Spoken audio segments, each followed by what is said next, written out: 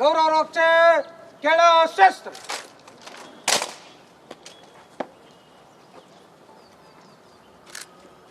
ಮಾನ್ಯರೇ, ಗೌರವ ರಕ್ಷೆಯು ತಮ್ಮ ಪರೀಕ್ಷಣೆಗಾಗಿ ಸಿದ್ಧವಿದೆ.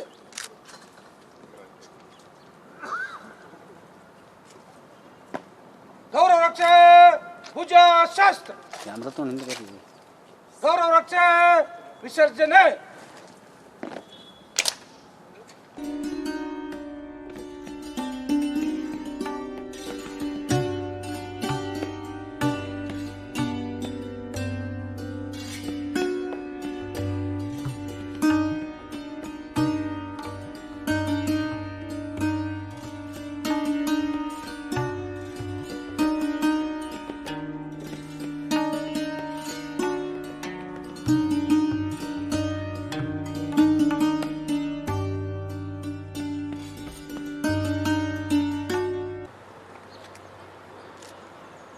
ಗೌರವ ರಕ್ಷಾ ರಾಷ್ಟ್ರೀಯ ವಂದನಾ ಶಾಸ್ತ್ರ.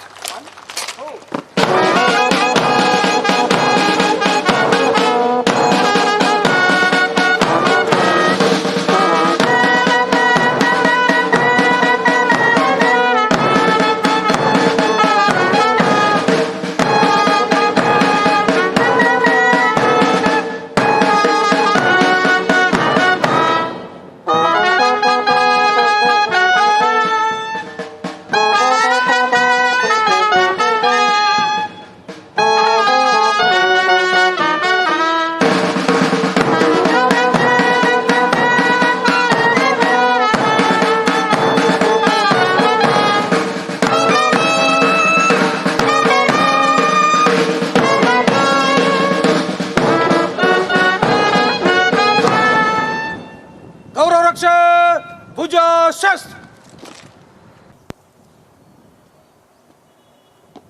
ಗೌರವ ರಕ್ಷೆ ಭುಜ ಶಸ್ತ್ರ.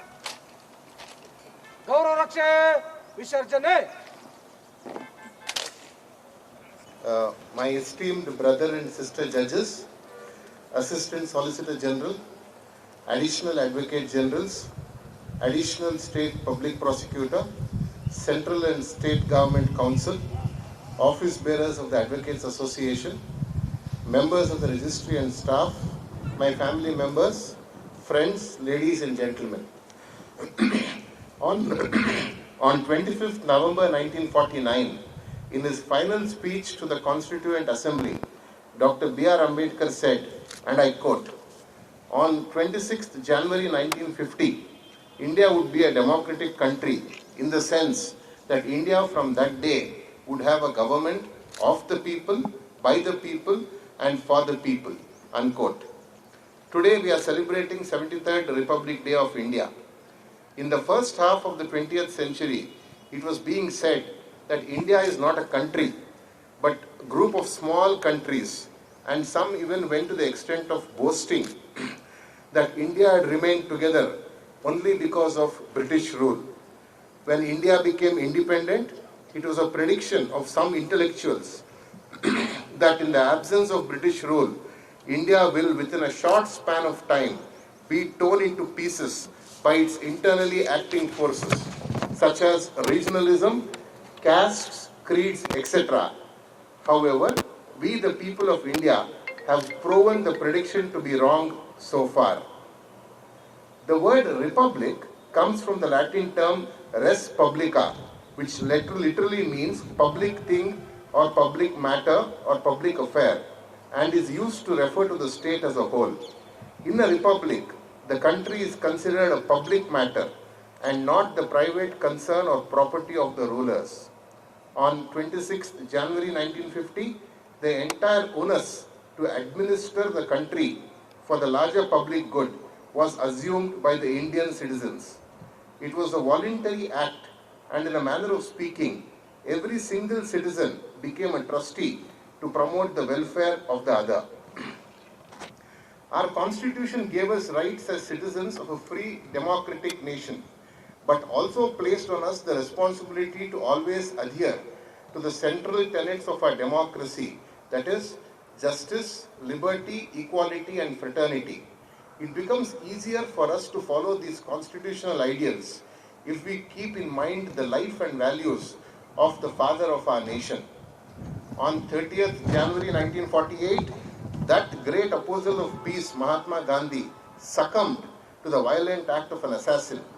The best tribute that each one of us can pay to that great son of India is to remain on the path of peace, love, and tolerance.